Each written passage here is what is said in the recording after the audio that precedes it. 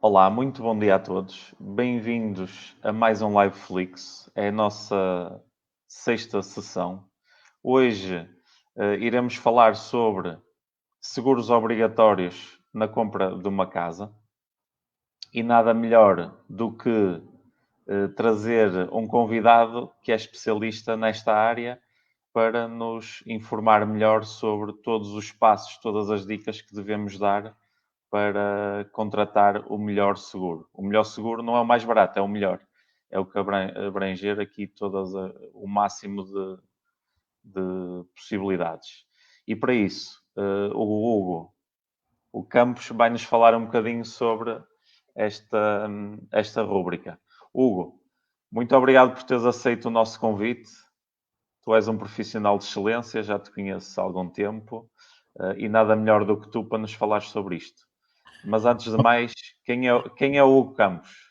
Bom dia a todos, Félix. É um prazer estar aqui a dar também a minha visão e o meu contributo para estes teus lives. Quem é o Hugo Campos? O Hugo Campos tem 45 anos, é licenciado em Direito e tem perto de 20 anos já de experiência nesta área, na área seguradora. Portanto, eu sou mediador profissional, mediador exclusivo da tranquilidade. E, portanto, já estou no mercado há alguns anos, o que me habilita a falar com alguma propriedade sobre estes temas. Dar-te nota de que a minha empresa está sediada na Maia e também no Centro Hospitalar e Universitário de São João. Nós somos, de facto, a única empresa, os únicos mediadores com loja num hospital público no país. Portanto, quem é o Campos? 2 filhos, o Pedro e o João, e com sempre atento à valorização pessoal, sempre atento e disponível para crescer a cada dia, porque entendo que só dessa forma me torno ainda melhor e presto ainda um melhor serviço aos meus clientes. Rapidamente acho que já me defini. Uma frase que define também a minha vida, muito da minha vida, do meu percurso, está também no meu Facebook em permanência e foi um dia escrita por mim e o meu irmão gêmeo, e porque havia um concurso literário do Reader's Digest, aproveitou-a e ganhou o concurso.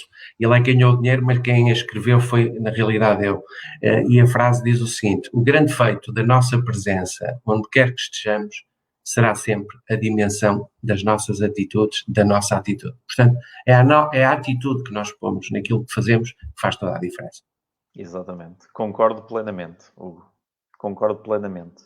Olha, muito obrigado pela tua apresentação. Como sempre, foi espetacular. Vamos então dar início aqui a falar sobre um bocadinho da nossa temática de hoje. E isto é muito importante porque há muita desinformação, não é? As pessoas, algumas não sabem que seguros é que têm que contratar, não é? Se é o banco que obriga, se é obrigatória a lei. Pronto, vamos falar um bocadinho sobre estas temáticas todas hoje, de uma forma resumida, claro, senão tínhamos aqui pano para mangas. E, portanto, a primeira pergunta pode ser esta: quais os seguros obrigatórios a obter na compra de casa? Ok, então é assim, quando o cliente contrata junto da entidade bancária um financiamento para a aquisição de habitação própria ou não, habitualmente é confrontado com esta questão. Seguro de vida atrelado ao crédito de habitação e também o seguro do imóvel, o vulgarmente conhecido por seguro multirriscos. Portanto, estas são de facto as exigências da entidade bancária, o seguro de vida atrelado ao crédito de habitação, respeitando as condições exigidas pelo banco, em concreto o prazo do empréstimo, o capital em dívida e, naturalmente, direitos ressalvados a eles credores, porque há uma hipoteca. Também o seguro vulgarmente conhecido por multirriscos, seguro do imóvel, é a exigência da entidade bancária com direitos ressalvados a eles credores. Isto por uma simples razão, porque a entidade bancária quer ter uma garantia adicional que, em caso de fatalidade via seguro de vida ou uma eventual perda total da habitação por via de um sinistro grave, exista quem substitua o cliente, não é? No pagamento integral do capital em dívida ou do valor do imóvel. Portanto, estes são, genericamente, os seguros obrigatórios quando se tenta adquirir junto da entidade bancária um financiamento, e vamos falar deles já de seguida, porque creio que vêm aí perguntas associadas a isto mesmo. Olha, Hugo, e aquelas pessoas que não recorrem a financiamento, não é? O imóvel não vai ter uma hipoteca, é pago a pronto, portanto, existe algum seguro que esteja associado também, que seja obrigatório? Não deixa de ser um seguro obrigatório por lei. O seguro de incêndio é um seguro obrigatório por lei, e mesmo não havendo hipoteca, existe sempre essa obrigatoriedade legal de contratação de um seguro. Sim, creio que respondi à tua questão. Sim, claro. Próxima questão, então. O seguro de vida tem obrigatoriamente que estar contratado junto da entidade bancária onde vai ser feita a hipoteca? É assim, existe muito o mito de que o seguro e algum receio inerente a todo o processo de transferência de um seguro que está na entidade bancária. Existe o mito de que o seguro atrelado ao crédito de habitação tem que estar na entidade bancária, porque senão vai haver penalização de spread. Existe muito o mito e dificuldade das pessoas em olhar para as seguradoras a este nível como devem olhar. Na realidade, eu começaria por dizer que, e respondendo objetivamente à questão, o seguro de vida tem obrigatoriamente que estar contratado junto da entidade bancária? Não. Diria também que há bancos mais facilitadores relativamente a estes processos e bancos que complicam habitualmente mais e são menos facilitadores a este nível. Estou-me a lembrar, por exemplo, do Santander. O Santander é um banco extraordinariamente facilitador a este nível. Estou-me a lembrar de um que dificulta também habitualmente, o Montepio, por exemplo. Dizer a todos, e é importante dizer isto, que hoje existe legislação de suporte que está ao lado do cliente. Ora, e o cliente hoje é livre de fazer o seguro onde entender, nas melhores condições, desde que respeite exatamente as condições mínimas exigidas pela entidade bancária. Exatamente aquilo que eu falava há pouco.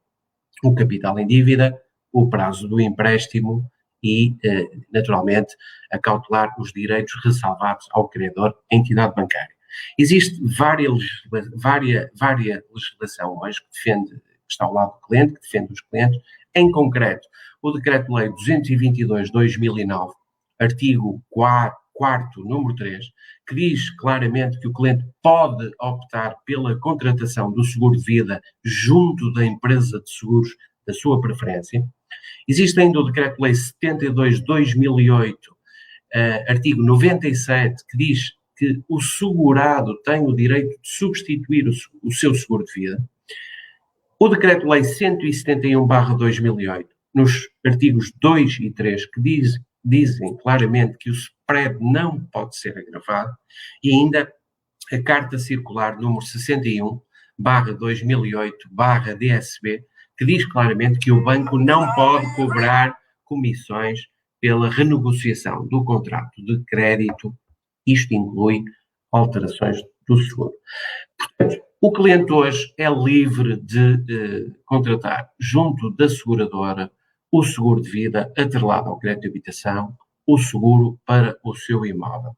Eu diria, aliás, o seguinte: contratar hoje o seguro junto da rede de mediação profissional, o cliente fica, além de mais acautelado, porque entendo que o seguro contratado na seguradora é bem mais completo em termos de coberturas associadas e franquias do que o contratado na entidade bancária, e depois, com toda a sinceridade, e indo à questão principal, compra melhor e compra a muito melhor prémio. portanto, eu acho que todos nós devemos fazer esta ponderação antes de contratar o seguro de vida e o seguro do imóvel na entidade bancária. Não custa nada analisar sem compromisso, devemos fazê-lo, devemos analisar outras propostas além da entidade bancária e com toda a certeza vamos ter uma grande surpresa. Porque eu diria que na entidade bancária, além do seguro ser caro, existe uma outra coisa. É que eu sou defensor da filosofia cada macaco no seu galho. E eu acho que contratar o seguro junto de um mediador profissional, o cliente tem todo um serviço não só de esclarecimento total no momento da subscrição, mas fundamentalmente de acompanhamento quando existe um sinistro. Diria também, e é o meu entendimento, que os colegas do banco não têm habilitação técnica, não conhecem em concreto as coberturas associadas ao seguro, não dominam esta questão e, portanto, isso por si só já é uma dificuldade quando há um problema. Defendo esta teoria, cada macaco no seu galho, hei de defendê-la sempre e esforço-me todos os dias para evoluir a este nível e para mostrar aos meus clientes que é mesmo assim. Sim, eu também sou apologista disso, não é? Porque como é que um cliente consegue ser bem aconselhado se a pessoa que está a dar o conselho não tem habilitações suficientes, mínimas, para dar esse mesmo conselho, não é? Ou Sabe, se me permites, e ainda a este nível, eu diria o seguinte, para teres ideia, até 2008 existiam nos contratos associados ao financiamento, nos seguros de vida, nas notas complementares à escritura, existiam cláusulas penalizadoras, portanto, cláusulas que previam agravamentos de spread, ok? Caso o seguro não fosse contratado na entidade bancária. Dizer-te que desde 2008 está vedado à entidade bancária ter estas cláusulas penalizadoras nos contratos para com os clientes. Dizer-te também que mesmo naqueles contratos anteriores a 2008, em que o cliente negociou a contratação de alguns produtos associados para ter um spread melhor e, portanto, o banco hoje vem confrontar o cliente que quer mudar o seguro dizendo que vamos ter que lhe agravar o spread, isso estava contratualmente previsto lá atrás. O que temos notado também é que mesmo nessas situações, e porque nós temos um departamento próprio que se chama EasyTCC, um departamento jurídico que analisa caso a caso, temos notado muito que, mesmo quando existe efetivamente uma penalização de spread, muitas vezes, mesmo com a penalização de spread, faz sentido a mudança. Nós temos mesmo um simulador da poupança, vemos quanto o cliente paga ao momento e com a penalização de spread, quanto é que vai pagar. Na realidade, vou dar um exemplo, às vezes uma penalização de spread representa um aumento na prestação de 10 euros. Mas se o cliente vai poupar 30 no seguro de vida, e chegamos muitas vezes a essa constatação, de facto faz sentido dar este passo, porque na realidade o cliente vai poupar, neste caso concreto, 20 euros por mês, ao fim do ano é muito dinheiro, ao fim de muitos anos é mesmo muito dinheiro. Era mesmo essa pergunta que eu te ia fazer, que sabias qual era a percentagem de poupança média de um seguro contratado num banco ou um seguro contratado contigo, por exemplo? Nós temos mesmo um simulador que permite definir em concreto, com todo o rigor, temos que ter a prestação que o cliente tem ao momento, perceber qual é a penalização de spread que o cliente vai ter e, em consequência, conseguimos, a partir da simulação que facultamos ao cliente, dizer com todo o rigor ao nosso segurado, apesar de ter esta penalização de spread à qual não podemos fugir, ser na realidade, em termos de prestação e seguro de vida, vai poupar X. Portanto, isto para dizer o quê? Não há seguros intransferíveis, não há que ter qualquer receio de tirar o seguro de vida atrelado ao crédito de habitação e o seguro do imóvel da entidade bancária. Eu acho que devem, junto da rede de mediação profissional, junto dos mediadores profissionais, obter estes esclarecimentos, simular, analisarem o vosso caso com todo o detalhe, porque tenho quase a certeza que vão ser surpreendidos. Eu diria que E por aquilo que nos chega à mão diariamente, em 90% dos casos que nós pegamos relacionados com esta questão, nós conseguimos, de facto, que o cliente deixe a entidade bancária e faça o seguro na seguradora. Porque percebe que, na realidade, a diferença é muito substantiva, percebe, na realidade, que vale a pena. Não só por questões de preço, mas também por causa da qualidade do acompanhamento, não é? Sim, eu diria que isso faz acompanhamento mais direcionado com o cliente. Félix, eu essa provocação, entre aspas, que tu fizeste, eu diria, promotores imobiliários há muitos, mas como o Félix, consultores não são assim tantos.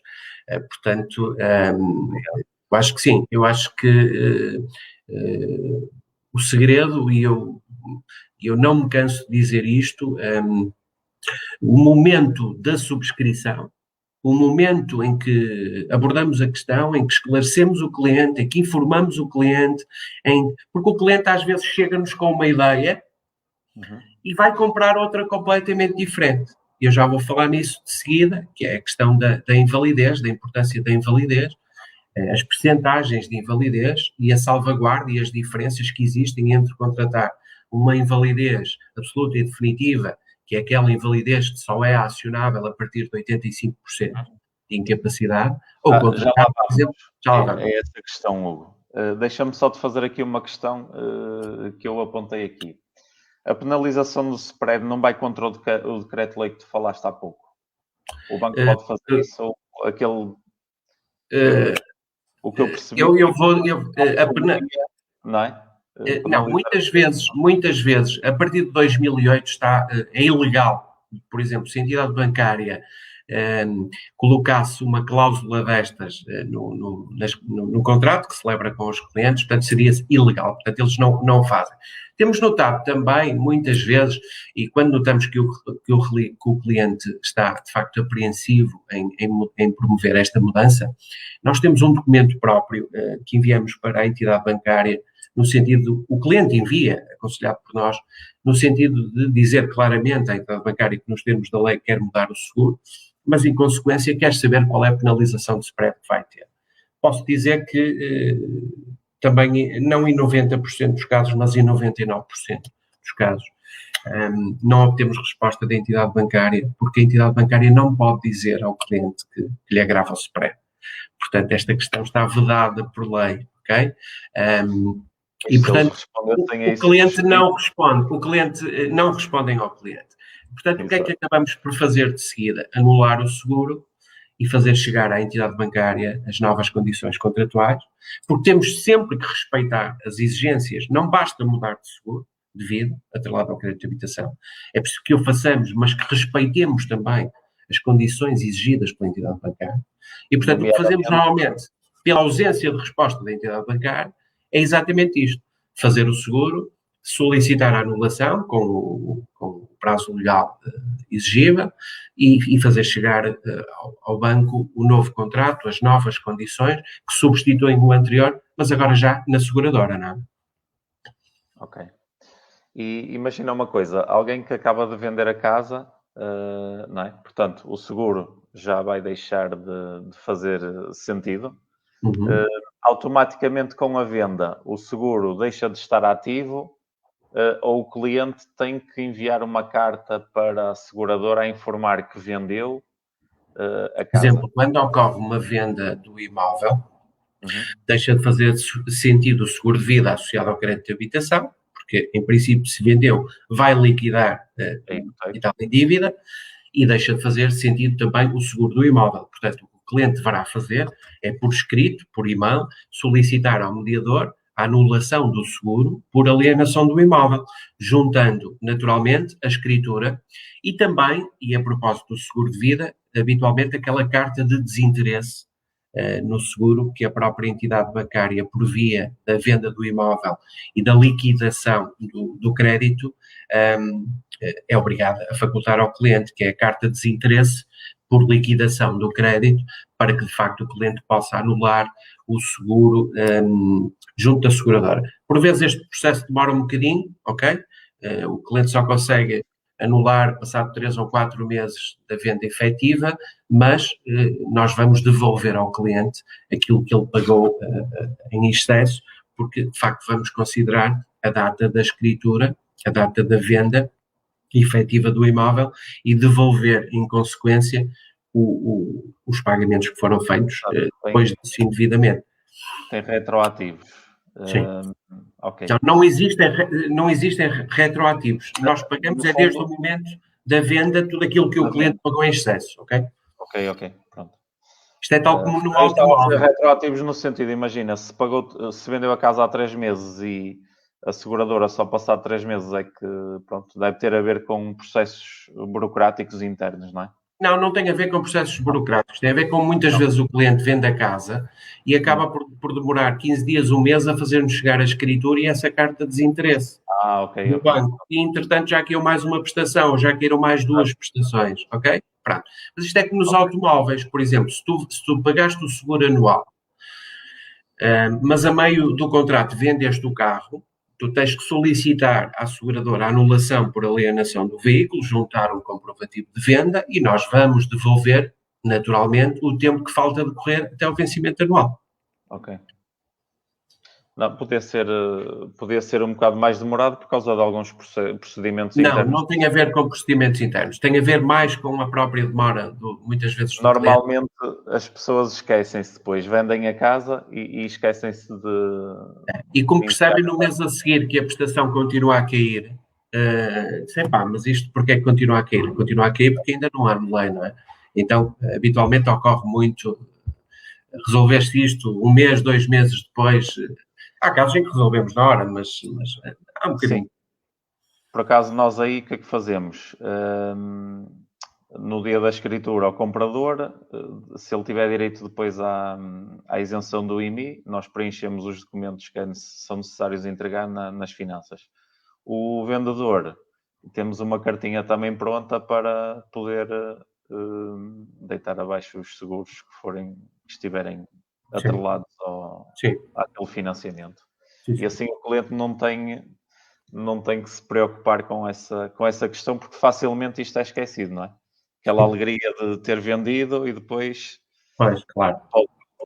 Um mês ou 2 pode se esquecer, não é? É fácil. Muito bem, Hugo. Vamos falar agora então da invalidez ou morte. Como é que isto funciona? Podes nos dar alguns exemplos, por favor? Sim. Aqui era importante, esta é uma questão muito importante. Nós, quando contratamos o seguro de vida associado ao crédito de habitação, aquilo que eu dizia há pouco, o momento da subscrição é fundamental. Para teres ideia, Félix, existem, além da morte, que é sempre uma cobertura obrigatória neste seguro, existe depois 2 tipos de invalidez.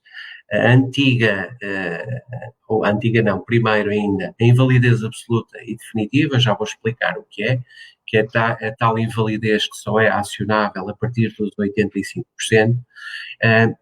Por exemplo, o novo banco exige apenas esta invalidez, portanto, o cliente quer fazer um seguro mais barato, basta fazer o seguro com morte e com invalidez absoluta e definitiva, isto é suficiente, por exemplo, para o novo banco.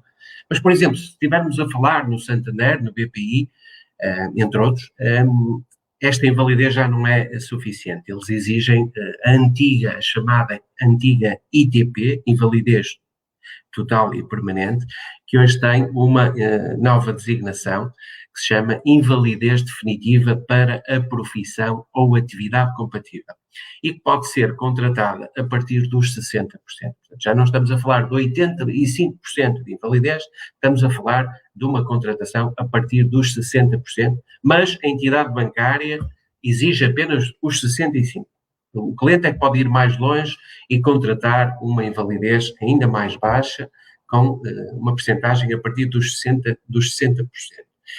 E eu vou dizer-te o que é que significa esta cobertura. Invalidez definitiva para a profissão ou atividade compatível, para que se perceba na plenitude como é que isto funciona.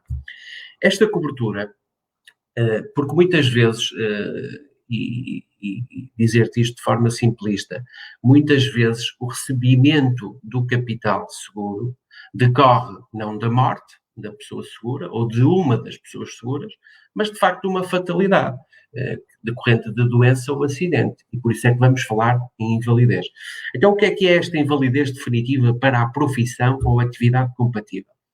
Ela, no fundo, antecipa o pagamento do capital seguro, é uma antecipação do capital seguro, no caso de invalidez da pessoa segura, ou primeira invalidez, caso existam duas pessoas seguras, resultante de doença ou acidente. A pessoa segura está em situação de invalidez caso se encontre totalmente incapaz de exercer a sua profissão ou qualquer outra atividade lucrativa de acordo com os seus conhecimentos e aptidões, de forma definitiva, e além disso, apresente um grau de incapacidade de 60% ou de 65%, de acordo com a Tabela Nacional de Incapacidades por Acidentes de Trabalho e Doenças Profissionais, oficialmente em vigor. Ou seja, eu creio que foi claro. Se por doença ou acidente a pessoa ficar totalmente incapaz de exercer a sua profissão ou qualquer outra atividade lucrativa, de acordo com os seus conhecimentos, e tiver contratado esta incapacidade de 60%, aliás, isto tem que ser cumulativo depois com a Tabela Nacional de Incapacidades por Acidente de Trabalho. Portanto, esta determinação do grau de incapacidade funciona cumulativamente. Não basta estar incapaz de exercer a profissão ou qualquer outra atividade lucrativa. É preciso também que apresente um grau de incapacidade de acordo com a Tabela Nacional de Incapacidades de Acidente de Trabalho e Doenças Profissionais, oficialmente em vigor. Mas vamos imaginar um acidente de viação, por exemplo, em que a pessoa fica com uma lesão corporal que a incapacita de exercer a sua atividade profissional, ou outra com fins lucrativa, com os seus conhecimentos, portanto, que está na ordem dos 70%. O que é que vai acontecer? A pessoa segura vai receber o capital contratado com a entidade bancária. Portanto, a pessoa está cá, está viva, não morreu e vai receber o capital. Portanto, é no fundo dizer que a casa fica liquidada, porque ela vai receber o capital. A seguradora vai antecipar esse capital, permite a liquidação imediata do capital em dívida junto da entidade bancária. Já se tivermos a invalidez absoluta e definitiva, que é tal invalidez igual ou superior a 85%, em que momento é considerada esta invalidez? É quando o segurado está num estado tal, em consequência de doença ou acidente, em que está completamente, total e definitivamente incapaz de exercer qualquer atividade remunerada, quer dizer, depende da impermanência de uma terceira pessoa, e também de acordo com a Tabela Nacional de Incapacidades, tenha uma percentagem de validez igual ou superior a 85%. Portanto, eu diria que apenas quando a pessoa está já num estado vegetativo. Portanto, eu não sei se foi claro a importância de contratar uma percentagem de validez baixa, 60% idealmente, ainda não é possível menos de 60%.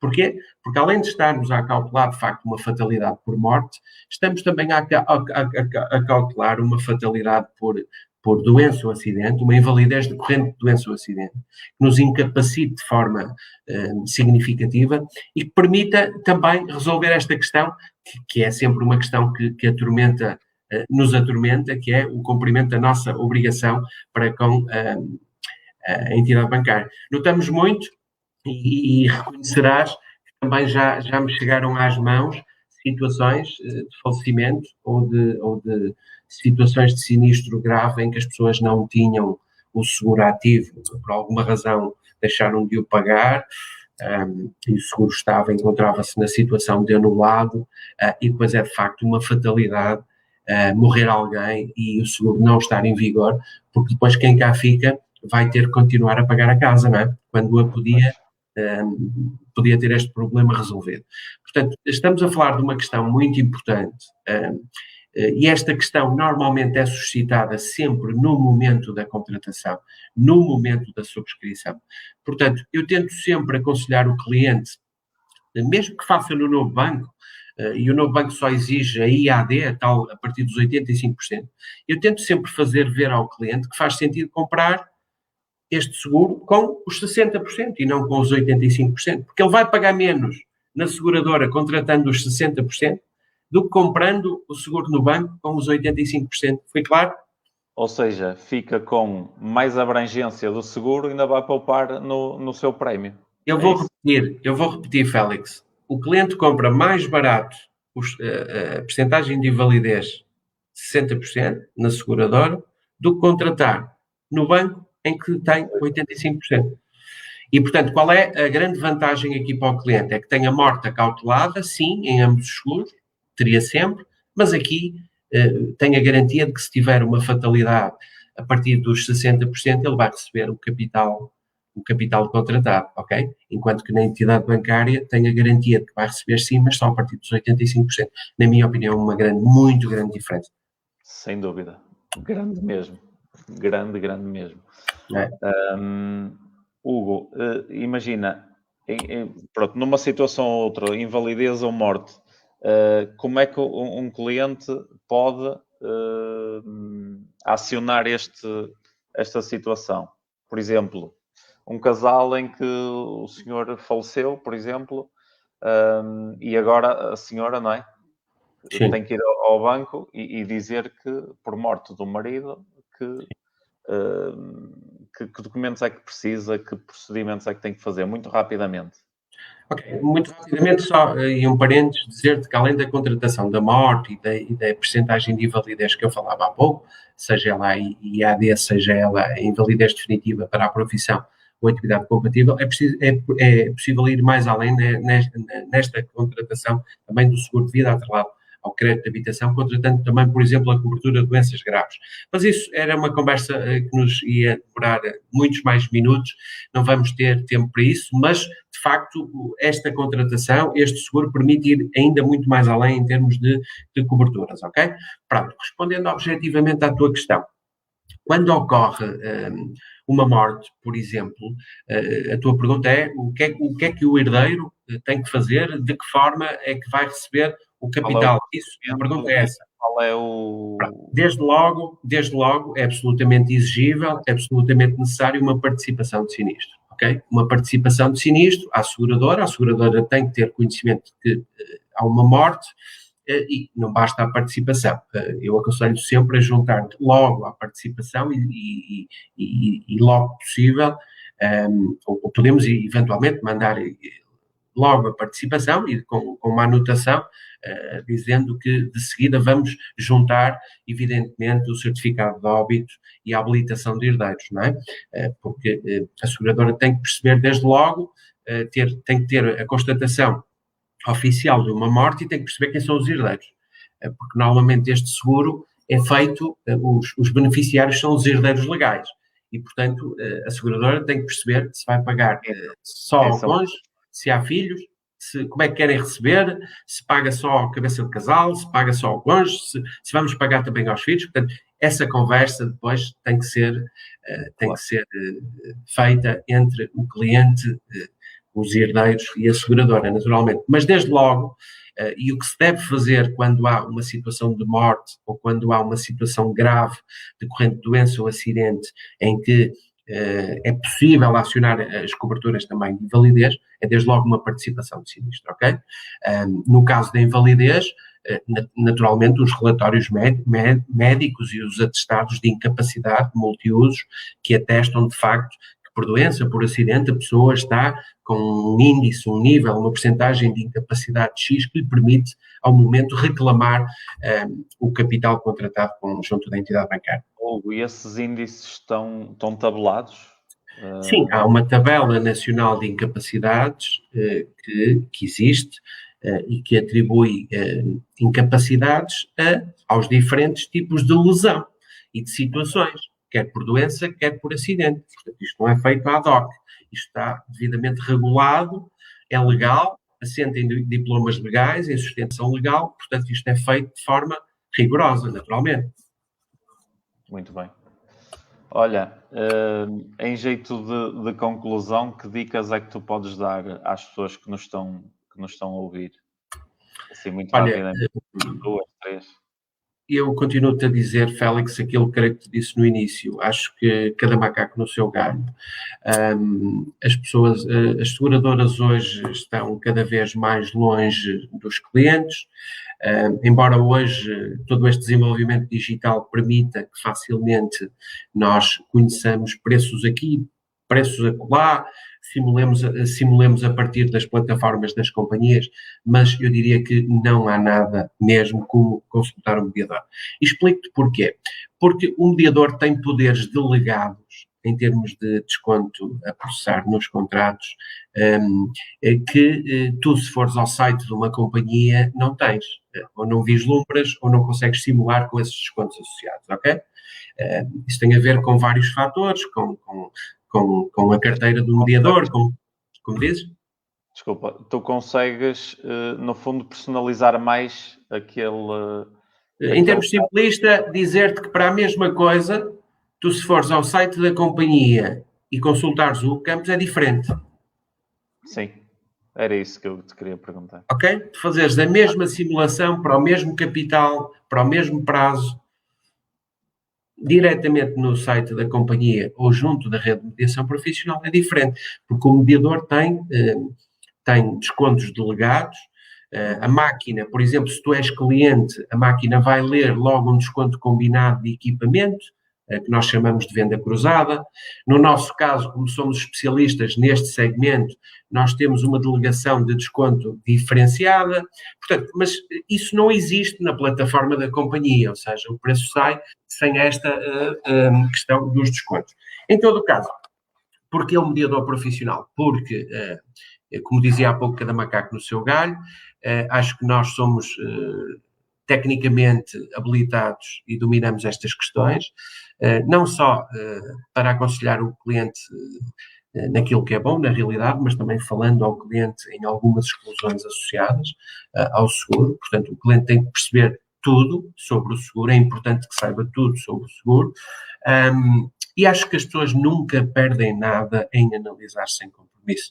Portanto, pelo contrário, podem ganhar ao analisar, devem fazê-lo.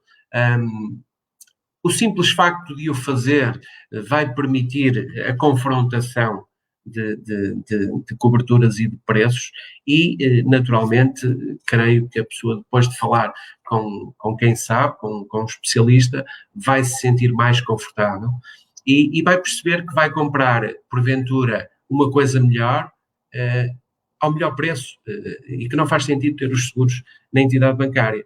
O legislador hoje já regula essa proteção aos clientes, portanto eu diria que hoje só tem o seguro na entidade bancária quem quer continuar a pagar muito e quem não quer contratar uma coisa melhor.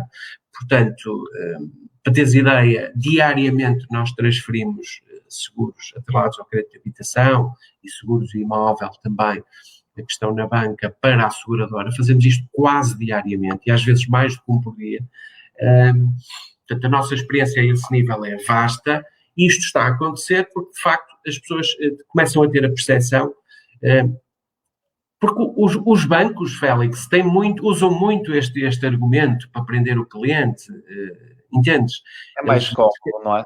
Está aqui, mas isto vai ter penalização, mas eles não podem escrever. Eles dizem oralmente, não podem escrever e não escrevem. Mas isto vai ser complicado, vai ter penalização, isto vai ser uma complicação. Portanto, a melhor frase e a melhor dica que eu podia dar a todos é: não há seguros intransferíveis, todos eles carecem e devem merecer atenção e uma análise, porque o pressuposto, quando pegamos num seguro de vida atrelado ao crédito de habitação, quer ele seja novo, quer tenhamos que o transferir da entidade bancária, vai ser sempre melhorar contratualmente, portanto, melhorar as coberturas associadas, acrescentar proteção, acrescentar salvaguarda ao contrato de seguro e, naturalmente, fazê-lo ao melhor preço possível. Concretizando, Félix, vou-te dar um exemplo brutal daquilo que acabei de dizer. Creio que o mês passado, porque foi de facto uma situação brutal, o mês passado um senhor que pagava 65, 66 anos, não consigo agora precisar, pagava 302 euros por mês no novo banco, sozinho. Não me lembro já para que capital em dívida, mas sei que pagava 302 euros por mês. Nem sequer tinha a mulher atrelada portanto, não tinha a mulher no contrato de seguro porque era insuportável e o banco acabou por aceitar assim a manutenção dele sozinho, sim, aceitou a permanência dele sozinho, mas nós conseguimos na seguradora colocar a esposa, portanto, em vez dele passaram a ser os dois, e o cliente com a esposa, para o mesmo capital em dívida, passou a pagar 230 euros por mês. Ou seja, os dois, enquanto um pagava 302 euros, os dois ficaram a pagar 230 euros. Portanto, cada caso é um caso, é verdade. Cada caso é um caso, é verdade. Há casos em que nós conseguimos, de facto, exponenciar brutalmente estas diferenças. Também tem a ver com a idade das pessoas, tem a ver com o capital em dívida, não é? Tudo isso tem interferência, mas há casos em que, de facto, a diferença é colossal. Há casos em que a diferença dá para fazer umas grandes férias todos os anos, só à custa do que se poupa relativamente ao seguro de vida e ao seguro do imóvel. Portanto, acho que esta é uma mensagem importante. Analisem, por favor, as vossas apólices. Peçam à rede de mediação profissional de ajuda. Não perdem nada em fazê-lo sem compromisso. Consultem os profissionais desta área, com toda a certeza vão ter surpresas. Pelo menos vão ter mais informação para poder tomar uma melhor decisão, não é? Seguramente. Ficam aqui os nossos contactos, o meu e o teu, e alguém que precise ou que queira ver esclarecida mais alguma situação acerca deste tema, por favor, estamos disponíveis para vos ajudar neste sentido. Hugo, foi espetacular, como eu previa. Muito obrigado pela eu é que agradeço. Foi um prazer estar aqui, Félix. Acho que é importante chegar às pessoas e é importante levar estas mensagens às pessoas e é importante também fazer cair um bocadinho este mito de que os seguros têm que estar na entidade bancária, porque não tem que estar. E pronto, acho que conseguimos de certa forma passar uma mensagem e espero que quem nos ouviu possa aproveitar e que possa ter sido útil. Foi um prazer estar aqui. Muito obrigado pela oportunidade. Muito obrigado, Hugo. Um grande abraço. Bom dia a todos. Um bom trabalho. Obrigado. Obrigado.